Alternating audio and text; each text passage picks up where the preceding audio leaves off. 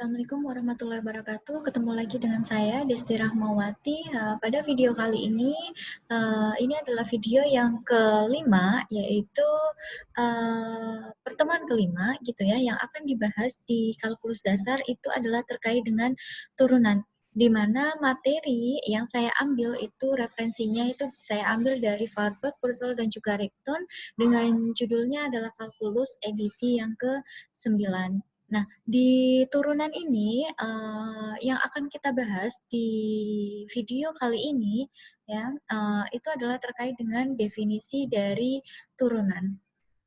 Nah, apa sih yang dimaksud dengan turunan gitu ya? Nah, di sini definisi turunan itu adalah apabila kita melihat gitu ya, kita melihat kurva pada gambar yang dapat kita lihat di sebelah kanan gitu ya. Nah, di gambar ini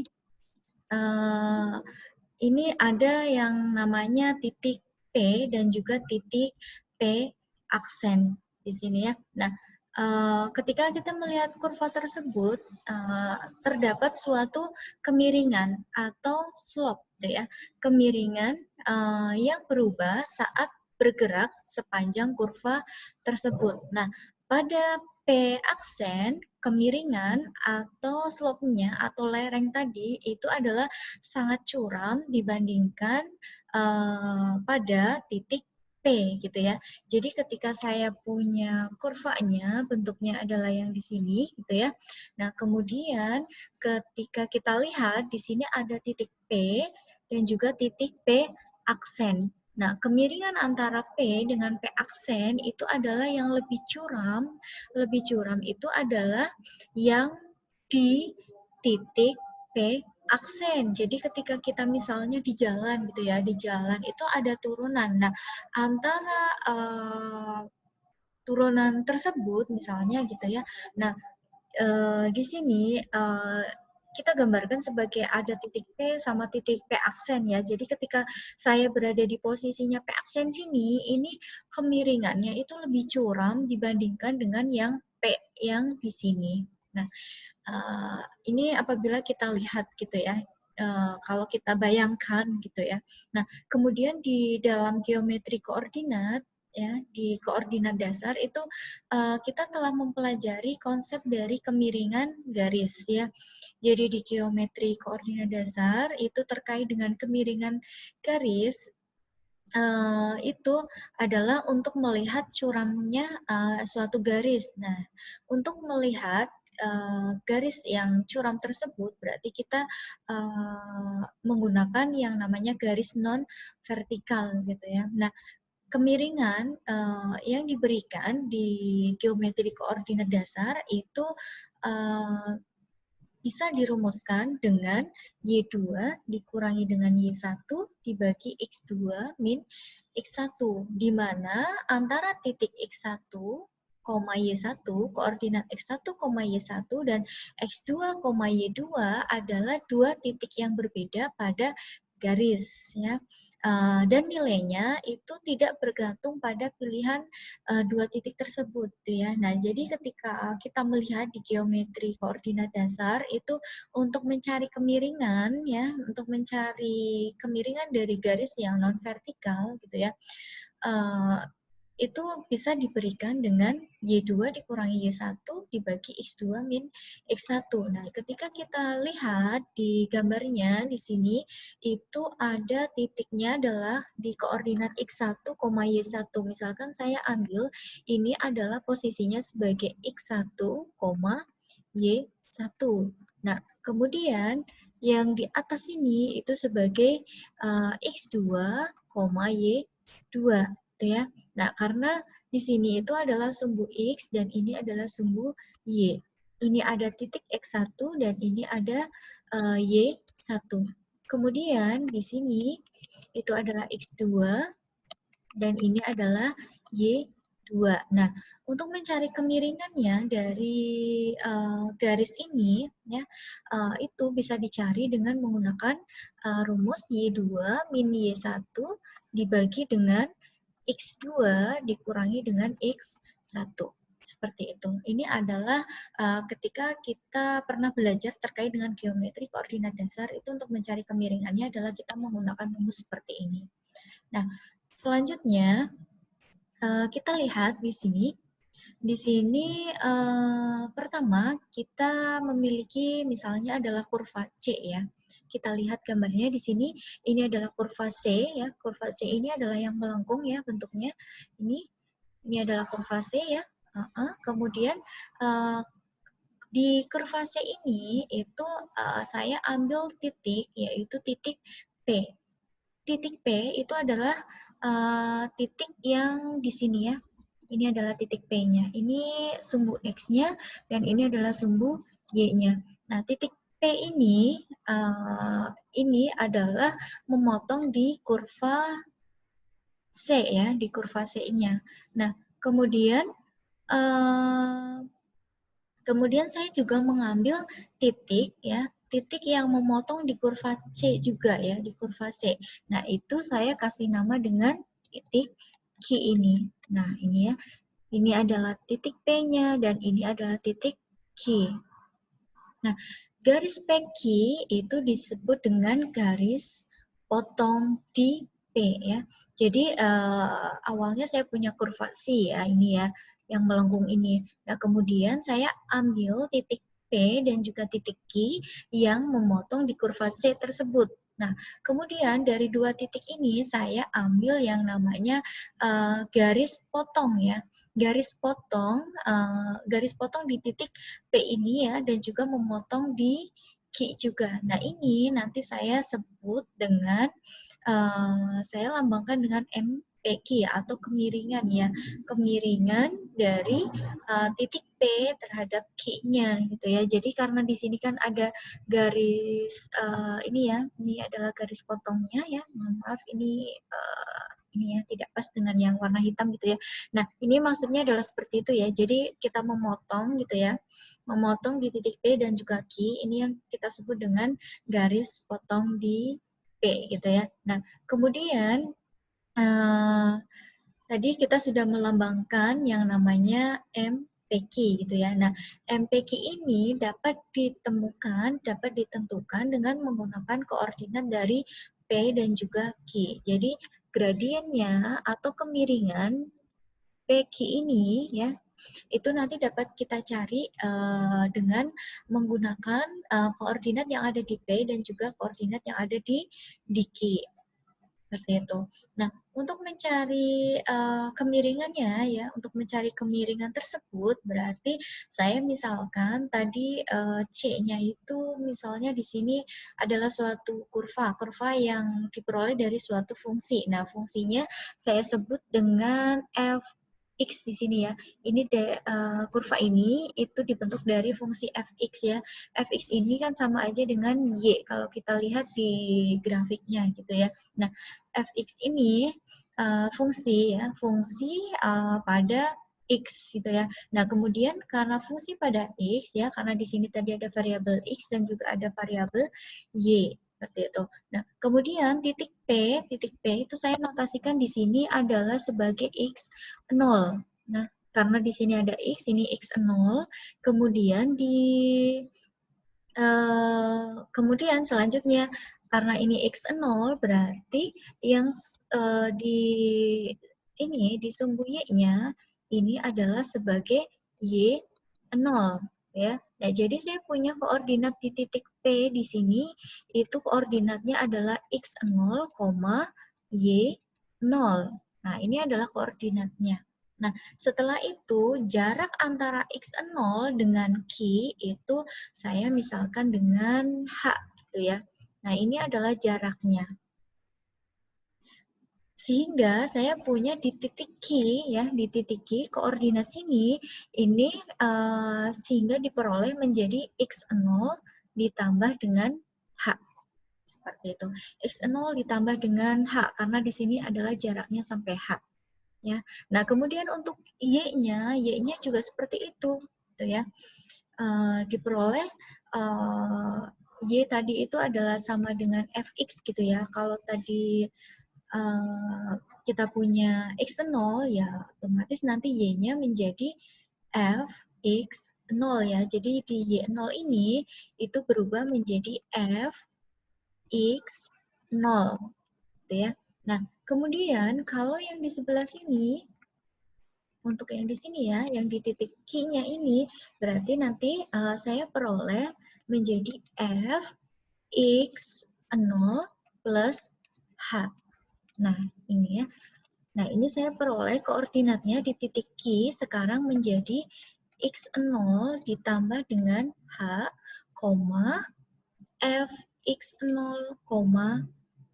fx0 ditambah dengan h. Nah, seperti itu. Ini adalah koordinat di titik Q. Kalau di titik P tadi adalah x0, y0, atau bisa juga saya tuliskan dengan x0, fx0. Kenapa fx0? Karena tadi di sini y0-nya kita notasikan dengan fx0. Jadi koordinat x0, y0 itu bisa berubah menjadi x0, fx0 seperti itu. Nah, setelah itu untuk mencari kemiringannya tadi kan berdasarkan rumus ya. Berdasarkan geometri koordinat dasar yang tadi sudah sempat kita bahas, itu kita kan cara mencarinya itu adalah Y2 dikurangi dengan Y1 ya, posisi yang di sini, yang besar dikurangi yang kecil gitu ya untuk Y-nya, kemudian baru dibagi dengan X-nya. Nah, dari sini ini kita juga bisa peroleh ya, M, P, Q-nya, kemiringan ya, kemiringan dari titik P ke Q-nya, atau yang di garis potong-potong ini, kemiringan di titik P, itu bisa kita cari dengan cara F x0 ditambah dengan H dikurangi dengan F x0 gitu ya. Jadi dari posisi yang besar dulu ini ya, F x0 ditambah H dikurangi dengan F x0. Baru kemudian dibagi dengan x0 ditambah dengan H dikurangi dengan x0. Nah, dari sini bisa kita sederhanakan lagi. Jadinya fx0 ditambah dengan H dikurangi dengan fx0 dibagi dengan, karena di sini x0 dan juga dikurangi x0 itu hasilnya adalah 0 ya, sehingga bisa hasilnya adalah ini tinggal H. Nah, ini adalah kemiringan MPQ gitu ya, kemiringan atau yang dinotasikan dengan MPQ pada garis potong PQ gitu ya. Nah, sehingga kita peroleh rumusnya adalah seperti ini. Ini hasilnya adalah sama seperti yang saya jelaskan ini. Nah, ini adalah untuk mencari kemiringan gitu ya. Nah, selanjutnya kita lihat gitu ya, kita perhatikan ketika Q-nya itu mendekati P ya. Nah, di sini tadi kan ada titik Q-nya kan ada saya ambil di sebelah sini. Nah, ketika titik Q-nya itu menuju ke P gitu ya, menuju ke titik P ini ya, menuju ke titik P, maka nilainya H-nya itu juga akan mendekati ke 0 gitu ya. Karena tadi kan di sini kalau semakin ke kanan itu kan semakin besar. Nah, kalau di sini dari sini menuju mendekati titik P, otomatis nilai H-nya itu akan semakin menuju ke 0 gitu ya. Nah, sehingga kita bisa melihat bahwa kemiringan di kurva C ya, kurva C ini ya yang melengkung ini. Nah, ini yang diperoleh dari fungsi fx ini ya, kita bisa mencarinya dengan menggunakan kemiringan di titik P tadi ya, di mana H-nya itu nanti akan mendekati ke 0. H mendekati ke 0, berarti H menuju ke 0. Ya. Nah, sehingga rumus yang kita sudah peroleh ini bisa kita teruskan lagi menjadi kemiringan di garis P ya, di titik P ini ya, kemiringannya itu menjadi limit karena mendekati kan ya, sehingga di sini menjadi limit ketika H menuju ke 0, fungsinya itu adalah sama fx0 ditambah H dikurangi dengan fx0 dibagi dengan H. Ininya sama ya, cuman sekarang karena Q-nya itu adalah mendekati ke titik P gitu ya, jadi saya akan mencari kemiringan di titik P ini, sehingga menggunakan yang namanya kemiringan di titik P itu sama dengan menggunakan limit ketika H-nya itu adalah menuju ke 0. Seperti itu. Nah, ini syaratnya apabila limit tersebut ada nilainya. Ya. Nah, kemudian di sini saya lanjutkan ke contoh dari rumus yang sudah kita bahas tadi di atas gitu ya. Contohnya di sini kita akan mencari ya kemiringan kurva yang diberikan oleh fungsinya itu adalah y sama dengan x kuadrat. Jadi di sini y sama dengan x kuadrat karena tadi kita notasikan y itu sama aja dengan fx. Jadi kita punya fx-nya itu adalah x kuadrat. Nah, pada titik di P 3,9. Jadi di sini koordinatnya ya, koordinatnya itu adalah x-nya 3 dan y-nya itu adalah 9. Ini adalah y-nya.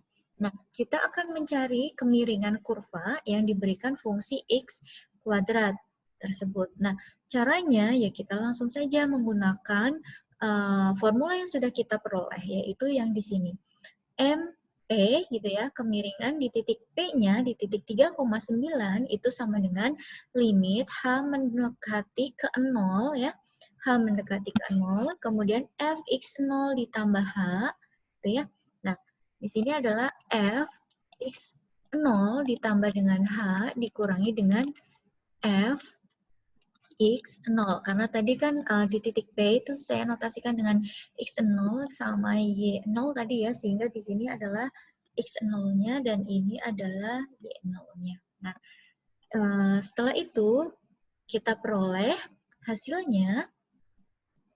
Ya karena di sini x0 adalah 3, ini kan kita masih dibagi dengan h gitu ya. Ini ada limit h mendekati ke 0, ini kemiringan di titik P-nya ya, sehingga kita masukkan saja di sini. Nah, setelah itu karena kita fungsinya ya dari sini ke sini, karena kita diketahui fungsi fx itu adalah x kuadrat.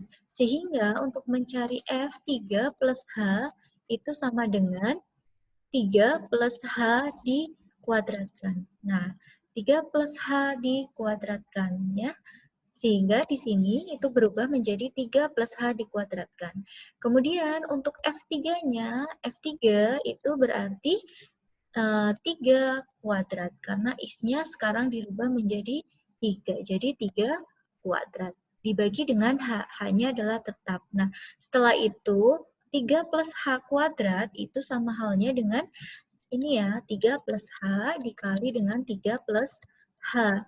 Hasilnya adalah 9 ditambah 3H ditambah 3H ditambah dengan H kuadrat. Hasilnya 9 plus 3 ditambah 3H itu adalah 6H plus H kuadrat. Jadi ini hasilnya. Kemudian dikurangi dengan 3 kuadrat itu sama dengan 9. Kemudian dibagi dengan H gitu ya. Nah, dari sini kita bisa menyederhanakan karena 9 dikurangi 9 itu hasilnya adalah 0, berarti tinggal 6H ditambah dengan H kuadrat dibagi H. Nah, dari sini ini juga bisa kita sederhanakan lagi. H dibagi H itu adalah 1, H kuadrat dibagi H itu adalah H. Sehingga kita peroleh limit H mendekati ke 0, 6 plus H. Nah, di sini ini sesuai dengan limit ya, untuk mencari limit itu sudah sempat kita bahas di video sebelumnya gitu ya. Nah, sehingga kita langsung peroleh nilai limit H mendekati ke 0 dari 6 plus H itu hasilnya adalah sama dengan 6. Seperti itu. Nah, ini adalah contoh terkait dengan bagaimana untuk mencari kemiringan di titik P 3,9 tersebut. Nah, setelah itu di sini kaitannya kemiringan, nah ya, kemiringan ini ternyata itu artinya adalah sama dengan yang namanya turunan gitu ya, nilai dari turunannya. Nah, Di sini contoh selanjutnya ini kita akan mencari turunan dari fungsi f ya. Fungsi f tadi kan diketahui fungsi f-nya adalah x kuadrat. Nah, saya akan mencari turunannya dengan menggunakan rumus kemiringan yang ini ya, yang tadi sudah kita bahas, sehingga kita langsung saja masukkan di sini ya. Di sini kita tidak diketahui untuk titik kemiringannya ya, karena ini hanya untuk mencari turunan dari suatu fungsi x kuadrat saja. Sehingga tinggal kita masukkan di sini, ini fungsi tadi ya, dari rumus tadi yang di depan gitu ya. MP itu kan tadi sama dengan limit H mendekati ke 0 gitu ya. F x0 ditambah dengan H dikurangi dengan F x dibagi dengan H. Nah, untuk di turunan di sini itu prinsipnya sama, cuman di sini menggunakan notasinya adalah x gitu ya, bukan x0 lagi. Maaf gitu ya.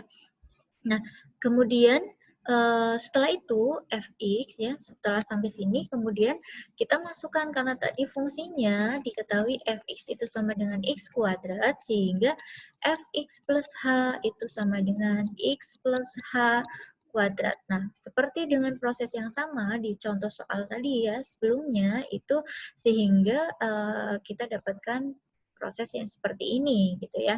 Nah, ini hasilnya itu dibagi dengan H. Nah, ini prosesnya sama dengan contoh satu yang di atas ini. Cuman di sini bedanya sudah ada diganti dengan titik X-nya itu 3 sama Y-nya itu 9 gitu ya. Tapi kalau di sini masih berupa variabel X. Nah, setelah itu ini bisa kita sederhanakan lagi, yaitu X kuadratnya bisa kita hapus ya, tinggal 2X kali H ditambah dengan H kuadrat dibagi H. Nah, ini juga kita bisa sederhanakan lagi ya. Jadi kita peroleh 2X plus H. Nah, limit ketika H mendekati dari 0 ya, mendekati ke 0 dari 2X plus H itu hasilnya adalah 2X. Nah, jadi di sini untuk mencari turunan itu kita menggunakan konsep dari limit ya, limit kemiringan tadi. Seperti itu. Nah, ini adalah hasilnya 2 X. Nah, kemudian kalau misalnya fungsinya saya rubah lagi menjadi X pangkat 3. Nah, di sini untuk mencari turunannya itu sama, kita gunakan rumus yang sudah kita bahas di atas ini ya. Kita tuliskan lagi di sini. Ini adalah rumus utamanya. Setelah itu, karena fx-nya sekarang berubah menjadi x pangkat 3. Sehingga fx plus h-nya berubah menjadi x plus h pangkat 3. Nah, ini juga kita jabarkan lagi ya, gitu ya. Nah, ini dari sini tadi ya, dirubah menjadi x plus h pangkat 3. Ini juga. Nah, setelah itu kita jabarin, hasilnya adalah seperti ini. Jabarin berarti x plus h kuadrat dikali dengan x plus h. Tadi x plus h kuadrat sudah kita peroleh gitu ya, di depan sini ya. Kemudian tinggal kita kalikan dengan x plus h-nya sehingga diperoleh hasilnya kalau dijabarkan adalah seperti ini ya. X pangkat 3 ditambah 3x kuadrat dikali h ditambah 3x kali h kuadrat ditambah h pangkat 3. Ya. Nah, kemudian dikurangi dengan x pangkat 3 dibagi h. Nah, dari sini kita juga bisa melihat ternyata ada yang bisa kita hilangkan habis ya, nilainya 0 gitu ya. Sehingga sisanya adalah 3x kuadrat kali h ditambah 3x h kuadrat ditambah h pangkat 3. Nah, dibagi dengan H. Nah, setelah itu, karena di sini kita akan mencari limit ketika H-nya menuju ke 0 dari fungsinya adalah seperti ini ya. Tapi ini di sini juga masih ada H, dan ini H ini masih bisa kita sederhanakan lagi ya. H dibagi H itu adalah 1, H kuadrat dibagi H itu adalah H, H pangkat 3 dibagi H itu adalah H pangkat 2. Sehingga di sini bisa disederhanakan lagi bentuknya menjadi 3x kuadrat dikali 1 itu adalah 3x kuadrat. Kemudian 3x dikali dengan H ditambah H kuadrat. Nah, ini baru kita cari nilai limitnya. Limit H mendekati ke 0 itu hasilnya adalah 3x kuadrat. Nah, seperti ini. Ini adalah hasil dari turunan dari fungsi x pangkat 3. Nah, kita masuk di terminologinya ya terkait dengan tadi ya apa namanya kemiringan dan juga turunan gitu ya. Jadi proses untuk menemukan suatu turunan atau turunan dengan kata lain itu disebut dengan derivatif ini itu disebut juga dengan diferensiasi atau differentiation gitu ya. Itu adalah proses bagaimana caranya untuk mencari turunan. Jadi turunan itu disebut dengan derivatif. Kemudian proses bagaimana untuk menemukan turunan itu disebut dengan diferensiasi. Nah, kemudian pada contoh sebelumnya gitu ya, untuk mencari kemiringan dari suatu parabola, tadi kan bentuk X kuadrat itu kan seperti parabola ya, bentuknya tadi kan bisa kita lihat di contoh sebelumnya tadi bentuknya membentuk parabola gitu ya. Nah, kemudian di titik X kuadrat pada titik 3,9. Nah, kita menggunakan definisi langsung dari turunan untuk menemukan F aksen 3, gitu ya. F aksen 3 itu dari contoh yang tadi sudah kita bahas, itu pasti hasilnya adalah dari fungsi 2X ini, ya, hasilnya itu pasti adalah sama dengan 6. Jadi hasilnya sama. Begitu juga untuk yang ketiga, gitu ya, ketika kita memasukkan fungsinya variabel X-nya dengan 3 gitu ya. Nah, tadi ya seperti ini ya, tadi ya contoh sebelumnya untuk X kuadrat, fungsi X kuadrat ini kan bentuknya seperti parabola ini ya, yang seperti ini ya, yang melengkung ini. Nah, ini bentuknya seperti parabola. Nah, ini tadi kemiringannya kan di titik 3,9 ya, di titik X-nya itu adalah 3, diperoleh kemiringannya itu adalah 6. Sedangkan ketika kita lihat di turunan di sini, ketika kita cari hasil turunannya itu adalah 2X, dan ketika kita menentukan nilai X-nya itu sama dengan 3, itu menyesuaikan dengan titik yang di sini tadi ya, 3, itu nanti kita peroleh, kita substitusikan langsung ke sini, sehingga hasilnya adalah sama dengan 6. Nah, ini hasilnya akan sama dengan ketika kita mencari kemiringan tersebut. Nah, seperti itu.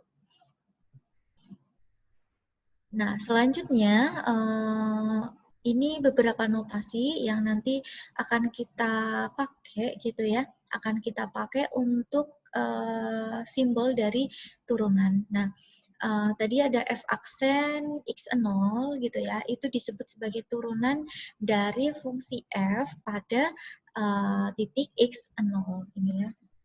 Ini ya tadi ya, contohnya tadi F aksen dari titik 3 gitu ya. Nah, ini tadi fungsi fx-nya, kalau contoh di atas kan fungsinya adalah x kuadrat.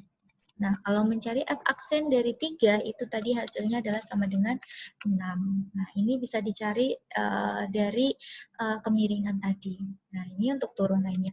Nah, setelah itu untuk merepresentasikan suatu fungsi f, kita bisa menuliskan y gitu ya, atau fx. Demikian juga untuk turunannya dari suatu fungsi itu dapat direpresentasikan dengan banyak cara gitu ya.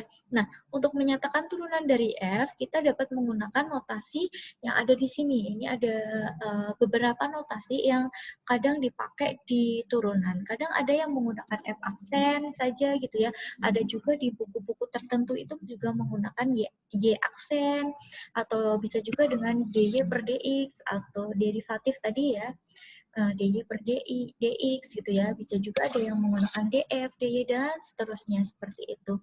Nah, untuk menyatakan turunan dari fungsi F pada titik X0 gitu ya. Misalnya X0-nya tadi, kalau di sini tadi contohnya adalah X0-nya 3 gitu ya. Nah, tapi kalau untuk menyatakan turunan dari fungsi F pada titik X0, nanti kita bisa menggunakan notasi-notasi yang ada di bawah ini. Jadi yang tadinya f aksen x ya fungsinya tadi kalau kita cari turunannya dari suatu fungsi itu adalah masih f aksen x gitu ya. Tapi ketika kita sudah mencari turunan di titik tertentu berarti itu sudah menjadi f aksen x0 di titik x0 seperti itu. Nah, ini notasinya. Ada juga dengan notasi yang lain yaitu y aksen x0, atau modelnya juga bisa seperti ini, atau yang di sini, atau ini. Nah, nanti disesuaikan saja gitu ya, bisa menggunakan F aksen X0, ataupun yang lainnya, sesuai dengan yang ada di teorinya gitu ya, seperti ini. Oke, demikian yang bisa saya bahas, yang bisa kita bahas pada pertemuan hari ini gitu ya, pada video yang kelima ini, yaitu terkait dengan definisi dari turunan gitu ya. Jadi definisi turunan tadi terkait dengan kemiringan juga ya, kemiringan di suatu titik tertentu gitu ya dari kurva yang kita punya. Oke ya, berarti dari saya cukup sampai di sini untuk video yang kelima. Terima kasih dan mohon maaf apabila ada salah gitu ya, baik salah kata ataupun salah tadi tulisannya atau tulisannya masih kurang jelas. Terus saya mohon maaf dan juga mohon koreksiannya apabila terdapat kesalahan baik yang tidak disengaja ataupun yang tidak disengaja gitu ya. Dan terima kasih. Wassalamualaikum warahmatullahi wabarakatuh.